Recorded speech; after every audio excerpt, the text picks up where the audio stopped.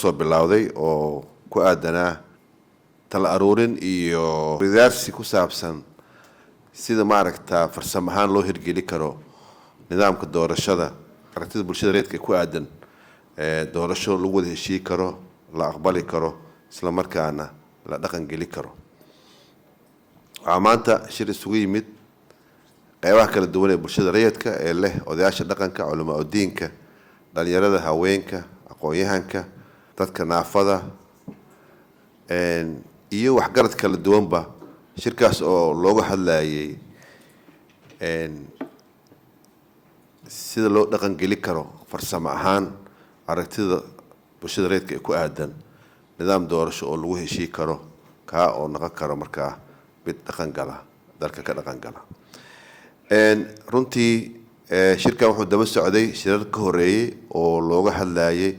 sidee ku habboon ee lagu heshii karaa doorashada dalka oo ka taagan khilaaf ilaa muddo ka badan 1 sano suurtagalna ay noqonaysay in madaxda dowladda federaalka iyo siyaasiyiinta mucaaradka inay ka gaaraan heshiis dhab ah oo markaa suurtagal ka dhigo in dalku ay ka dhacaan doorashooyin oo runtii sii dhiirigeliyo dhismaha geedi socodka dowladnimada Soomaaliya maadaama ay waqti badan ay soo qaadatay fadhiyo badan oo la isugu yimid aynan wax ka soo bixin bulshada reedka waxa ay qaadatay mowqif ku aadan inay bal iyadoo xuuraansanayso amaba ay la tashiil sameynayso qaybaha kala duwan ee bulshada reedka iyagoo isla markaana dhageysanaysa tixgelinaysa aragtida siyaasiyiinta mucaaradka iyo nidaamka dowladda doorashada ay ku wado ayay waxay dood ka yeelatay sidii loo soo bandhigi lahaa nidaam doorasho oo markaa suurtagal ka dhigi karo inuu mid la hirgeli karo noqdo isla markaana lagu wada heshii karo aragtida ku aadan nidaamka doorasho ee bulshada reedku waa mid ku saleysan waayo aragnimada bulshada reedka oo ay ka soo qayb gashay doorashooyinkii dalka soo maro dhan ay ugu dambeeyeen doorashooyinkii gobolkii Banaadir ka dhacay taa oo runtii bulshada reedku ay ka dhaxashay waa aragnimo badan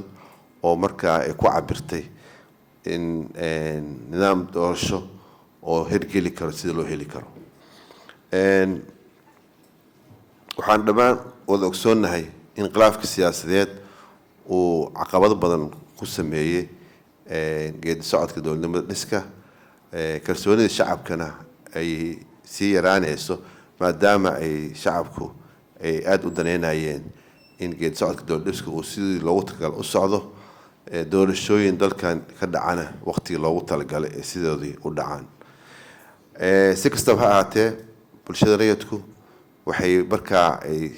23 bishii Juulaay shir lama maamul socday ku soo bandhigtay arrinta ku aadan nidaamka doorashada ee dalkan laga hirgelin karo iyo mabaadiida loo baahan yahay in loo raaco nidaamkaas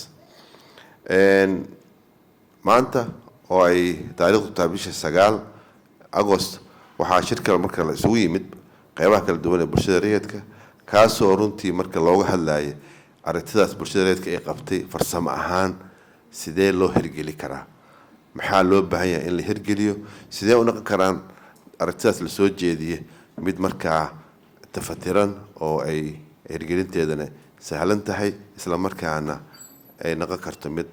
la wada aqbali karo marka waxaan hadda aanu soo jeedi doonaa la wadaagi doonaa haddii alla yiraahdo maaha oo kaliya shirweynahan dhammaan baxda bulshada Soomaaliyeed oo dhan isla markaana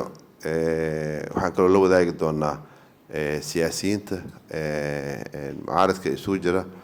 qaybahooda kala duwan dowladda federaalka bal inay aragtida bulshada reedku ay noqoto mid markaa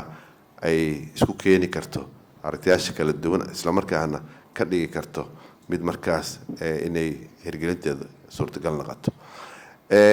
aragtidan maaha aragti bulshada reedku ay aliftay balse waa aragti nidaamka doorasho ee dowladda federaalka waday ku cabiran iyadoo markaa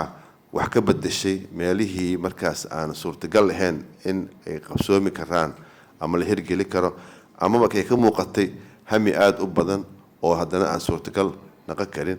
ayay wax ka bedeshay iyadoo markaa waxyaabaha ay ka bedeshane ay ka dhigatay macluumaadkaas ay kaga bedeshay ka fiirisay soo jeedimaha ay soo jeediyeen mucaaradka iyo aqoon-yahano kala duwan oo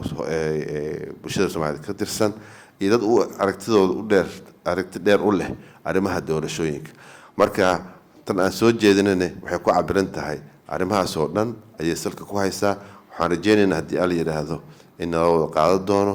ama ay noqon doonto mid markaa lagu dul shaqeeyo oo ay suurtagal noqoto in lagu wada heshiiyo waxaan aad u jeclaan lahaa agaasimaha hay-adda inaan kusoo dhaweeyo si uu usoo jeediyo table ahaan sidii arrimahaasieeto oo farsamo ahaan aan u cabirnay ay u hirgeli karaan iyo waxyaabaha markaas loo baahaya in la qabto aad iyo aad umahadsantihiin wassalaamu calaykum waraxmatullahi wabarakaatu